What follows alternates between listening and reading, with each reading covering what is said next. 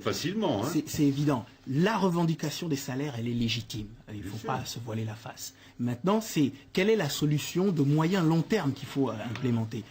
On va prendre des chiffres très clairs. Prenons la Martinique, que vous connaissez bien. Il y a 1% de la population, et on sait très bien de qui il s'agit, qui détient 52% des terres et 40% des grandes surfaces. Ça crée ce qu'on appelle des rentes de situation. Ce sont des monopoles et des oligopoles. Et moi, ce qui m'étonne, c'est que l'État, en connaissance de cause, laisse faire. Je vous donne un exemple. Il existe ce qu'on appelle une loi de l'outre-mer, une loi d'orientation de l'outre-mer, qui date, voilà, la LOM, qui date de 2000. Cette loi prévoit deux choses. Premièrement, que les préfets régulent des prix d'un certain nombre de biens. La farine, par exemple.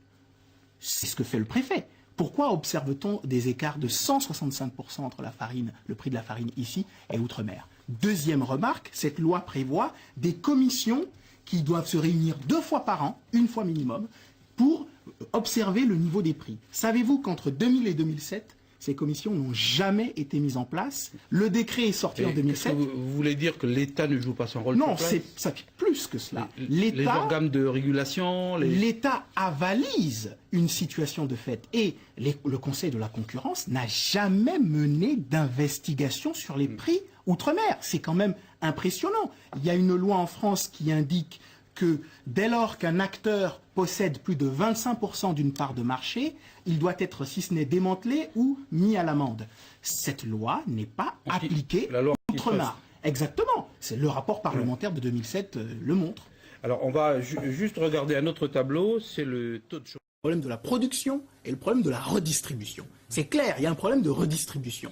Mais au niveau de la production, moi, ce que j'observe en tant qu'économiste, c'est encore une fois ces situations de monopole. Des situations de monopole, ça veut dire quoi? Ça veut dire qu'on produit en plus faible quantité et on produit à des prix plus élevés. Donc, on organise un système qui fait, encore une fois, qu'on a des écarts de prix sur les biens de première nécessité qui vont de 1 à 4. Et j'aimerais vraiment préciser une chose, c'est que vous avez grosso modo plus de 50% des foyers fiscaux qui gagnent moins de 7 500 €. Hein? Donc, ce sont des revenus plutôt faibles. Donc, ça veut dire que la propension à consommer de ces couches sociales, elle est plus élevée sur les biens de première nécessité. Or, ce sont ces biens-là qui sont extrêmement chers.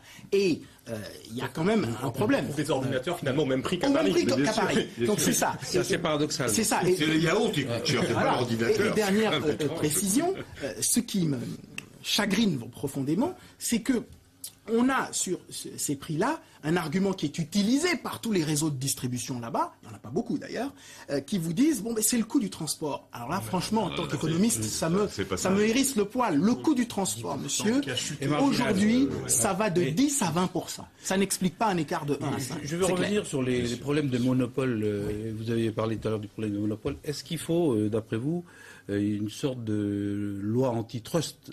Mais c'est ce que je vous disais, elle existe déjà. Mais il faut l'appliquer. Je vous donne un exemple. En Martinique, le groupe Ayotte possède 43% de parts de marché.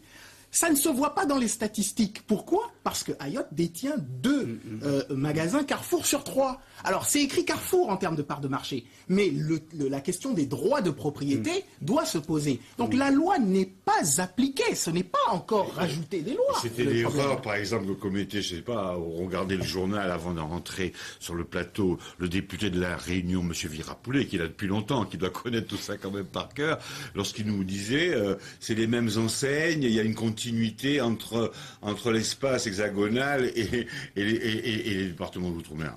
La continuité du nom. Mais Carrefour en Martinique, c'est pas Carrefour, c'est pas Carrefour en France. Je reviens. Le travailleur dans la plantation, il n'est pas béquet. Donc, en jouant contre la banane dite béquet, on joue contre le travailleur antillais. Il faut être honnête. Par contre, moi, ça me fait dire une chose qu'on ne dit pas. Le prix de la banane dite béquet, banane antillaise, c'est 40% plus cher localement qu'ici. Alors là, il faudrait que vous, le spécialiste économique, vous nous expliquiez, parce que là, on ne comprend plus rien. Ça rejoint indirectement ce que vous étiez en train de dire sur ce système mercantile. il n'y a aucune explication, et là du coup l'argument des frais de transport il tombe, il n'y a aucune explication à ce que ce qui est produit localement coûte plus cher que ce qui est envoyé via l'Atlantique. Et moi je crois personnellement que ces prix très élevés sont organisés. Pourquoi? C'est juste un mécanisme de marché. Lorsque vous avez un petit nombre d'acteurs qui produisent et un petit nombre d'acteurs qui distribuent, ils ont un pouvoir de marché, c'est-à-dire qu'ils fixent les prix les yeux fermés. Ça n'est pas plus difficile. Je ne dis pas qu'il n'y a pas d'autres problèmes en Guadeloupe et en Martinique, mais ma conviction, c'est que si le problème économique est attaqué de front, on a déjà résolu une bonne partie de la question. Alors,